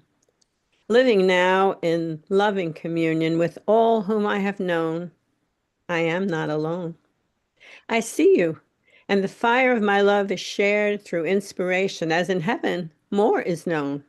No, you are not alone. Yes, here is where I am born from the womb of our humanity and beloved Mother Earth. Our inner landscape is our home, a destination never ending, from where I send courage and inspiration. No, we are never alone. Thanks. Thank you so much. Okay, next up we have Welcome, Lakshman. Unmute and share. Good afternoon. Thank you for having me. My poem is titled For Sure, and it has been anthologized in an anthology called Radiant Verses, A Journey Through Inspiring Poetry. For sure, seek him every dawn and dusk, seek him every day and night, when the sky is gold, when his miracles unfold, see him in your daily view, and for sure he will see you. Be it in a temple or mosque, or in a church, whatever you ask. Don't worry if you can't visit these. He is right in your heart indeed. In every thought, word, and deed, seek him when comfort is your need. Seek him when cold gets the better of you. There's warmth from lamps in your altar and you. Thank you. Thank you so much. Okay, I guess Paul Mitchman left. Okay, now it's down to me and Roxanne. So I'm going to read my latest poem dedicated to Cindy Hockman. And if this time I'll read a short poem, Strange Fruit, for Black History Month, if you guys want it. Okay, I am the one for Cindy Hockman. I am the one, her support system, the sister she never knew, the parent she never had. I am the one who fights assumptions, prefers to write, even when letters play hide and seek, who questions motives over memorization, who refuses compliance to your version of success, who won't shut up, who's not sugar and spice, who manifests on high volume. I am that child. I am that woman. I am that one who says no. Okay. And a brief one here is short. Strange Fruit, inspired by Billie Holiday from my book, Stranger on the Shore. Asphyxiation knows the hangman's knot. Hands pressing down on necks and chests. The taking of knees to crush black breath. A systemic virus, a firestorm travels north, south, east, and west. Sweet magnolias with blood on leaves and stems burn alongside flesh and cities. An upside down Bible, an upside down government, an upside down flag at half mast. Trees bear strange fruit, never ending harvest, rock across the land. Thank you. Roxy, gonna end it all? Let me just unmute. Okay, guys hear me? Okay. Yeah. This is an old one that was published in 2011 in the New York Universe News. Another Abecedarian, of course. I had a dream, and there's a little epigram. A mind is a terrible thing to waste, which was the motto for the United Negro College Fund. African-American boy's childhood dream. Eager fingers grab handlebars, integrate jelly beans, knees limber, mind nimble. Obama pedals quickly, racing steadily toward ultimate victory, waist X'd out, youth zooms. Thank you. Want to read another one, Roxy? No, that's it. That's what I got. Okay, thanks. Okay, thank you very much. I want to give a warm thanks, Brownstone. Thank you to Tantra Zawadi, JP Howard, Prince A. McNally, the open micers, to Brooklyn, to the snow that's going away, thank God, to Roxy, my right and left arm. And just want to, there's a little shout out that next month we're going to have March 28th, Jason Morphew, Mary Newell, Pamela Hughes, and Don Yorty, a special small presses coming up next month. So hopefully you'll be able to come. Thank you for everybody. You made this, you made poetry work today. It's been a rough year. We're hanging in there. And thank you. You can unmute and share and just give any plugs for your whatever books or readings you have coming up. Thanks, everybody. I just want to say thank you. The next Poetry Salon is March 29th. It's on a Sunday. in Brooklyn, downtown Brooklyn. Yeah, you were terrific, JP. You really were terrific. Thank you. Everyone was wonderful. I'm so happy you were able to make it, Prince. We were so worried. I know you were trying. Yeah. And you were amazing. Tantra were so amazing. I loved all the open mics. Unfortunately, I have to go. But it was just so wonderful. Thank you, everybody. Yeah. Thank you. Thank you, JP. Thank you. Thank you, JP. Thank Take you. care. Thanks, everyone. Thank you, Thanks. everybody. Take care. Peace. Peace out. Stay well. Stay safe. Yeah. Well, thank you. I'm on muted. Oh, Everybody. man. It was worth the wait, Prince. You were terrific. Prince, you're just fabulous. You like you blew us away. Oh, I thought stop that it. you had so much trouble today. This is great. You got to do it manually, unfortunately. It's this I'm stupid just Zoom. glad that I made it in because I mean, Stupid Zoom. Zoom is I- like, because I couldn't, they were asking me to register. I clicked on that link. Fun. well, as long as you know it wasn't me. That's what I'm saying. It's very What a frustrating. celebration to hear you. Okay. So Thank beautiful. Oh my God. Thank you all. Thank you. Thank you, Thank Maria. you. Yeah. Good to see you, Thank Maria. you. Thank you. Bye, everybody. Bye. Bye-bye. I got Bye, prepared for work everyone. tomorrow. Thank you so much. Gracias, Alexis. Ernest, Austin. Right. Great, Prince. Good to hear you. Thank you, man. I'm sorry I missed The you. old friends come back here. Mhm. That's okay. Next time. Yeah. Yep. Let me see. I'm gonna sign out. Okay. Radical. Yeah. Talk to you later. Yeah. Bye-bye. All right. Bye, Rox. Bye. We'll send you the replay so you can watch the other guys. Yeah. Thank you.